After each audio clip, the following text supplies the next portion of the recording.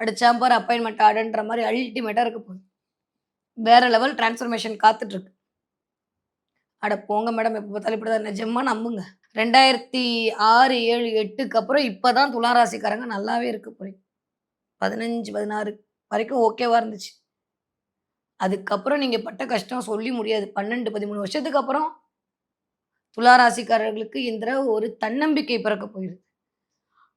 6ஆம் இடத்துல உட்கார்ந்திருக்க சனி கொஞ்சம் டிலே குடுத்தாலும் சூப்பரான விஷயத்த உங்களுக்கு குடுக்க போறாரு. சனி 3, 6, 11ல உட்கார்றது தான் சிறப்பு. அதுவும் துலா ராசிக்கு நன்மையை செய்ய கடமைப்பட்டவர் சனி. 5ஆம் வீட்டு அதிபதி வேற அவர். அது என்ன வேணும்? அவர் போய் 6ல உட்கார்ந்திருக்காரு. 4க்கும் 5க்கும் உடையப்பட்ட சனி 6ஆம் இடத்துல இருக்கிறதுன்றதுலாம் ராஜயோகம் தான். வேலையில ஒரு மாற்றம், தொழில்ல ஒரு மாற்றம், உத்தியோகத்துல மாற்றம்.